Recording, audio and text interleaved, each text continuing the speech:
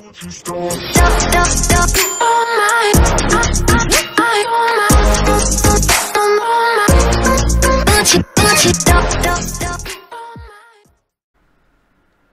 YouTube, and welcome to this brand new playlist on how to make a dubstep track from start to finish, a bit like Skrillex.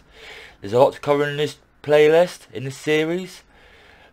You'll be learning beginner, intermediate and advanced techniques. If you stick with this course, by the end of it you'll have your own dubstep track that sounds a lot like Skrillex. Okay, let's get started. In today's video, lesson 1, we're going to be setting up the vocals and how to EQ them properly to bring out the nuances, how to set reverb to bring out the resonance, how to use width to bring out the fullness, because usually when vocals, when they're recorded on microphones, are recorded quite thin. And we're going to be setting saturator and overdrive, as well as adding multiband compression. If you want to follow along with the samples I'm using, please see the link in the description. They'll be there. This is a cappella I've got, featuring the one and only Hayley Williams. It's a 140 BPM, although we set our tempo to 173.80. If you don't know how to set the BPM, just hold down shift and move the mouse up from 120, which defaults at, and then it'll go up the point numbers. If you hold down shift, it'll go up for the input scale a lot slower, and you'll be able to get 173.8, or you can just click there and type in 173.80. That's where you want it. Anywhere from 173.5 to about 175 will be good. Loading it, Hayley Williams acapella. If you want this acapella, like I said, the link will be in the description, as well as some bass sounds and some melodies and the rest of it that you'll be using in this tutorial series. The link will be in the description. Okay, without further ado, let's get started then. This is the acapella. Living on the edge of a fantasy, dreaming of a life that... That's a bit wrong, it's the BPM set wrong, so you click down here where my mouse icon is to bring up the sample. As you can see, it's set to 175.50, or it says 14 up there. Click on warp, then warp again, and that will set it to that tempo you got on your tab up here. Click on beats, then we'll click complex pro, and we'll just get rid of some of this space. Then what we'll do is we'll budget up so the vocals end where bar 33 starts. We'll just shrink that down there. Then we'll highlight this much. Hold down control and left click and drag across and put it there. Then left click here, drag across, then hold down control and left click so you're copying it rather than moving it. Then hold down control, left click on this segment and this segment, then right click, comes to consolidate to join them as one clip. Take just a few seconds, and that's good to go. Then what we're going to do, we're going to want to EQ it to bring out the nuances. This EQ method works for any acapella, whether it's singing, rapping, talking or movie dialogue. It always brings out the nuances and it's really good when applied. It'll work for any of your acapella. So what you want to do is get the audio effects up here, then drag an instance of EQ8 out by left click and dragging onto your audio effects. I didn't mention what you want to do is you need an audio channel, because audio, there's two types of channel enabled. You've got your audio channel which loads it, which you can load in pre-recorded clips like samples, acapellas and one shots. Then you got your MIDI channels which you create instruments using the MIDI effect rack. So you just load, you go to create and go to insert audio track and you put your acapella on the audio track, which is this one. This is Hayley Williams. We'll right click on that, we'll go to rename, it's also Control and R to shortcut, and we'll type in vocals. Then we'll right click and we'll give it a colour, a nice pale yellow, just to be organised. Then what we'll do is drag an EQ, then click on frequency band 1. Come down here to frequency band 1. This is the box that will turn it on and off the EQ band, and this is a corresponding toolbox. Click on that for band 1 and click on the top preset here, roll off all the high end brick wall. Click that, move it up to 175 Hz. Remember to hold down shift to move, start the input scale. Then click band 2, move that up to 500 Hz, there or thereabouts. Or you can just click in the numbers there and type in what you want. So we type in 500, click there, then drop the gain down on that to about 195, and put the Q. If you don't know what Q does, the more you turn it up, the more it will pinpoint to the frequency you got set up here. So if you put it on the maximum 18, that will now only be happening on 500 Hertz. So we don't want it on maximum, we want it on 12.5, so this takes in some frequencies either side of 500. Then we click on band 3, leave it on 1 kHz, which is 1000 Hz, because there's 1000 Hz in 1 kHz. Drop the gain to about 150 and turn up the Q to about 10.5. Then put frequency band 4, go to the toolbox, the corresponding one for band 4, and put it on this preset, which looks like a bunch of lips.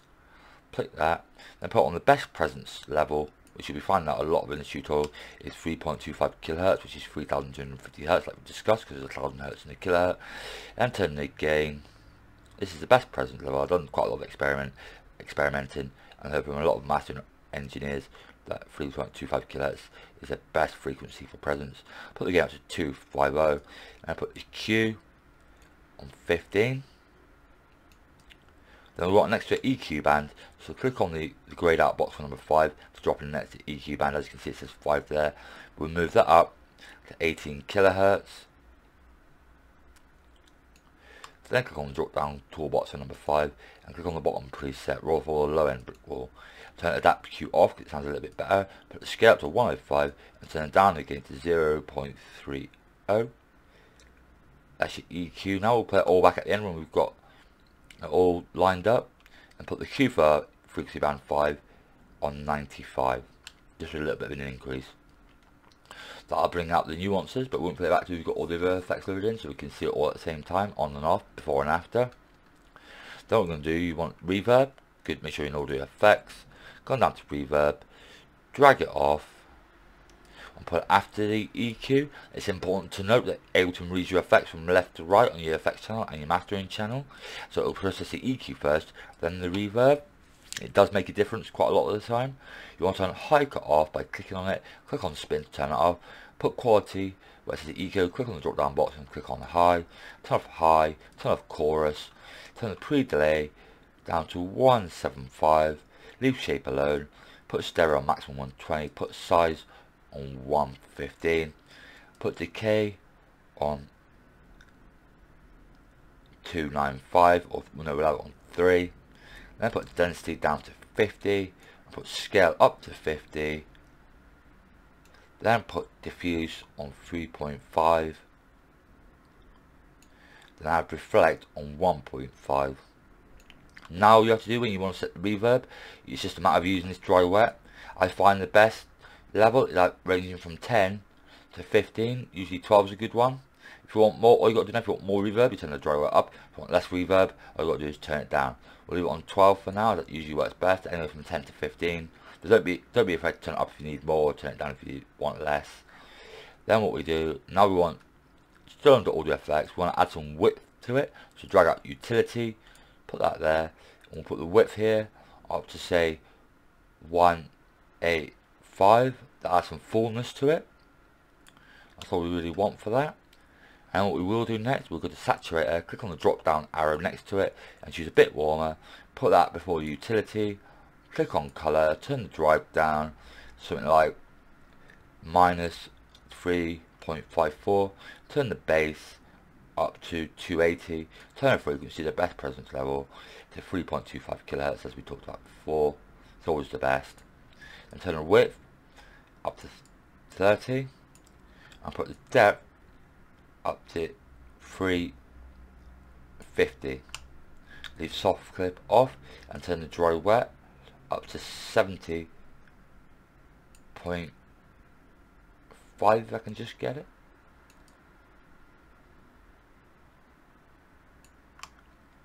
And then what we do want is we want to go to overdrive, click on the drop down arrow and drag off an instance of enhance with left click and put after a bit warm but before utility. Drag the kilohertz here where it says 20 down to 18 kilohertz to match our cutoff point on the EQ, and turn it 302 down to 275, turn the drive down to 41, turn the tone down to just a little bit to 45, then put dynamics on 8.5 and put the dry wet on 15. Then what you can do is you can click on up here on the EQ8, then press Ctrl A to select them all, right click and click on group, or it's Ctrl and G as a shortcut. What we've done now, if I wanted to turn EQ8 off, I'd have to click on that button, that would turn EQ8 off, that would turn reverb off, that would turn a bit more off, and so on and so forth. But now since we've grouped them all, we can now turn the effect on. We can turn the rack on and off just by clicking the furthest one to the left. So now we can do a before and after.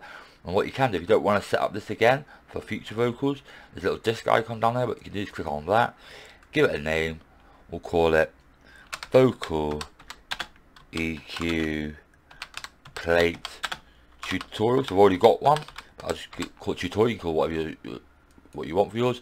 And to tell you this is a new track, you haven't got that, what you would then do is you come to if you're on audio effects or wherever you are, go to user library, then you would come down to presets, you go to audio effect rack, and it'd be there. Then all you have to do then is left click and drag it on your vocals. As you can see, it's now back and it's all got the options and properties set to where you saved it, set up to where you saved it.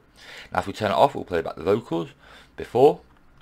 Living on the edge of a fantasy. And this is after. Living on the edge of a fantasy. That reverb's still a bit too much, so we'll turn it down to the minimum recommendation, which is 10. I need you by my side. That's perfect. Living on the edge of So that's a before, fantasy. Dreaming of a life that and that's never after. be. I need you by my side. I need you by my side. Live. And that's it for this tutorial YouTube. That's how to correctly set up your vocals ready for preparing the intro. If you've liked this video at all YouTube, don't be shy, give the video a like. If you haven't subscribed to the channel, please do so. I can always do it with the support. It'd be very much appreciated. Until next time YouTube, take care of yourselves. This is Music Tech Point and I'm signing out. Oh my, I